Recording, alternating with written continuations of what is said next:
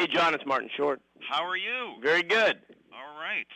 Let's just get right to it, because I know you got a busy day of media here, so I'll let you know you're on tape here. And first of all, thanks so much for doing this. My pleasure. I read the book over the weekend. Fantastic. Oh, thanks, man. And very surprised. I guess I didn't know about as much as you as I thought I did.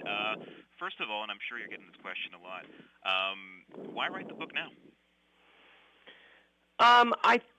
For years I've been asked to write a book, and I always used to think, well, what's the point of writing a book? I mean, can't you just go on Letterman and tell these stories?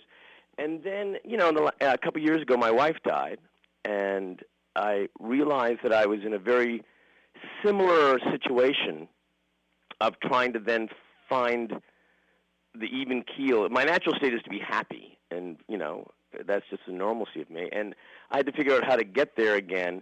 And it reminded me of when I was a kid, because when I was a kid, within 7 years, my brother died. My mother, when I was 12, my mother died when I was 17. My father died when I was 20. And at 20, I had to get happy again, to lead my life. And I had this fabulous next 40 years. And so I thought, now I can see there's a book. I mean, obviously, it's not just about that. It's about the hilarity and the making movies and SCTV and Saturday Night Live and all the funny stuff, but without a kind of point of view or a philosophy of life to put in the book as well. It would just be a bunch of anecdotes, and that didn't seem like a story to me. Reading this book, I find that you're one of those people who derives strength from adversity, and I guess in your case, it kind of informs the fearlessness that you've shown in your comedy work. Is that fair to say? I think it is. I think that I think that if you have early knocks, you're either defeated by it or you're empowered by it. I mean, I think there is a yin for a yang. For every rough thing that someone goes through, if they learn something from that, and they're a little more fearless. Years ago, Stephen Colbert was the master of ceremonies at this White House Correspondents' Dinner, and all Washington was out there, and George W. Bush was sitting 2 feet away from him, and he was really going far, and it wasn't going over with President Bush, and therefore the audience takes its cue from the president. And a couple of days later, I saw Stephen at a party, and I asked him, "What were you scared?" And he said, "No, when I was a kid, my two brothers and father died in a plane crash when I was 13. That day, I was scared. The rest has been kind of gravy." So it's the same idea that he became a little more fearless from it. And when you look at his career, he is fearless. I love the bit about Bernie Brillstein saying that you could have made a mint just doing a book about your 9 categories. Tell us about the 9 categories and why it's a good recipe for you in particular, but for anyone trying to figure out the whole work-life and family balance. Well, when I started off as an actor at 22, I was very lucky, and I worked all the time. But then eventually you hit that phase where you don't work for a couple of months, and you think, I'm done. And then you start to work again. And by December 31st, you say, hey, I made more money than I did last year. And yet, for 2 months, I just sat by the phone and wasted 2 months of my life.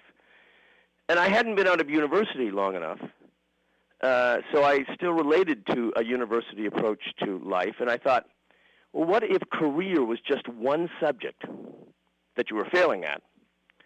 You could still bring up your GPA if you were great in your other subjects.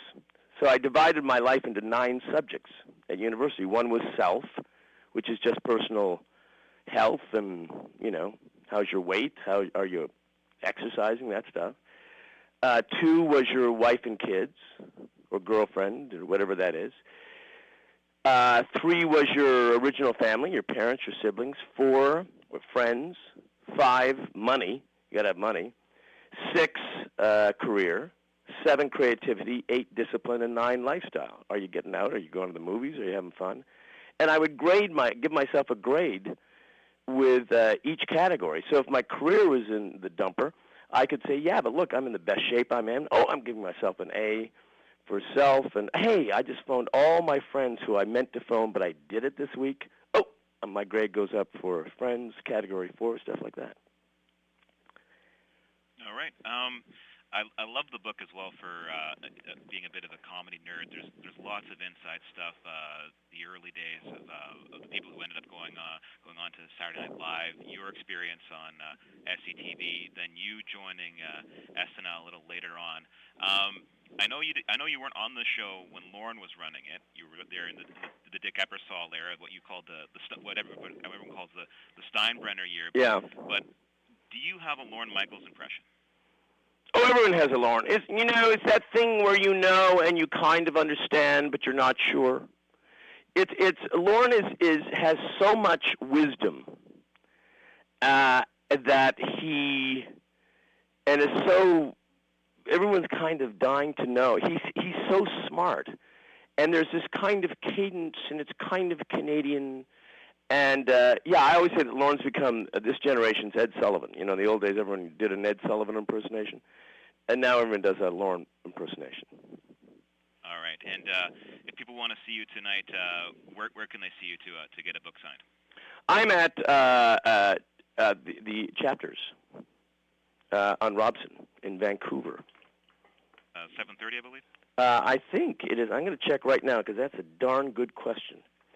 I'm looking at my paper, and it is at Chapters, Robson, and Howe, and it starts at 7 p.m. Very good, sir. Thank you so much for making the time. Hey, thank you. Cheers. Bye. Bye-bye.